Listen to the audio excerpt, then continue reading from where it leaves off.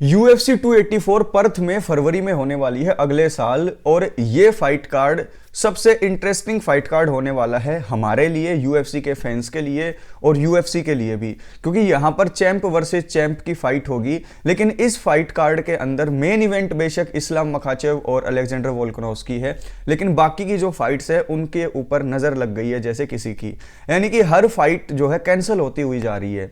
हमने देखा कि जो कोस्टा थे उन्होंने मना कर दिया विटेकर के साथ फाइट करने से, तो यहां पर जो एक और जो को मेन इवेंट थी रॉबर्ट विटेकर वर्सेस कोस्टा, वो कैंसिल हो गई है। उसके अलावा एक और कार्ड के ऊपर जो मेन फाइट थी काई कारा फ्रांस वर्सेस एलेक्स पेरेज, वो भी कैंसिल हो गई है। काई कारा फ्रांस को भी चोट लग गई है, इंजरी आ गई है। तो ऐसे में इस फाइट कार्ड के ऊपर मेन इवेंट को छोड़कर बाकी की जो फाइट्स है वो कैंसिल होती हुई जा रही है। लेकिन यहां पर मोहम्मद मोकायव ने एक बात कही है और उन्होंने कहा है कि मैं काई कारा फ्रांस के साथ फाइट करने के लिए रेडी हूं, मुझे ज्यादा पैसे की भी जरूरत नहीं है, सिर्फ $10,000 मुझे दे दो और मैं इस मनी के लिए भी जो है, इस छोटे से अमाउंट के लिए भी मैं UFC 284 में फाइट करने के लिए रेडी हूं। अब ये मौका मोहम्मद मोकायव के लिए क्यों इंपॉर्टेंट है और ये जो फाइट थी काई कारा फ्रांस की वो क्यों इंपॉर्टेंट थी, आज मैं इस वीडियो में आपको बताऊंगा। लेकिन उससे पहले अगर आपने वीडियोस को पसंद किया है लेकिन चैनल को सब्सक्राइब नहीं किया है तो चैनल को सब्सक्राइब जरूर करें, जरूर बटन दबाएं सब्सक्राइब का और लाइक का बटन भी दबाएं।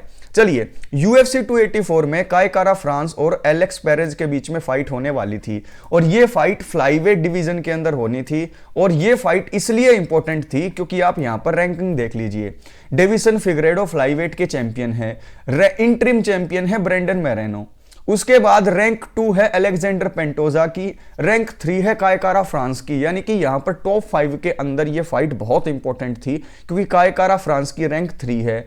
अब यहां पर रैंक 6 देखिए एलेक्स पेरेज की है, तो यहां पर रैंक 6 और रैंक 3 के बीच में यह फाइट थी और बहुत इंपॉर्टेंट फाइट थी क्योंकि इन दोनों के अंदर में से कोई भी जीतता उसे टाइटल शॉट मिलना था ब्रेंडन मैरेनो और डेविसन फिगरेडो के विनर के साथ। लेकिन यहां पर क्या हुआ, काई कारा फ्रांस को चोट लग गई और वो बाहर हो गए। अब यहां पर जो एलेक्स पेरेज रैंक 6 के हैं उनको चैलेंज किया है मोहम्मद मोकायव ने।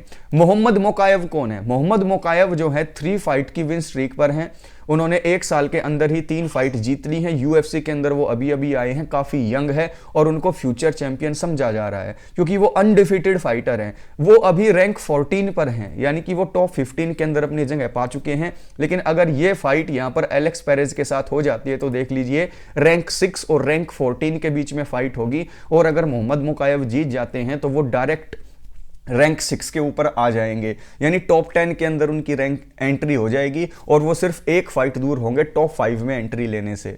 तो यहां पर अगर एलेक्स पेरेज और मोहम्मद मोकायव की फाइट हो जाती है तो वो बहुत ज्यादा हमारे लिए इंटरेस्टिंग होगी। अब एक बार मोहम्मद मोकायव को देख लेते हैं, सिर्फ 22 साल के हैं, 9 विन है उनकी, एक भी लॉस नहीं है और एक 9 कॉन्टेस्ट है।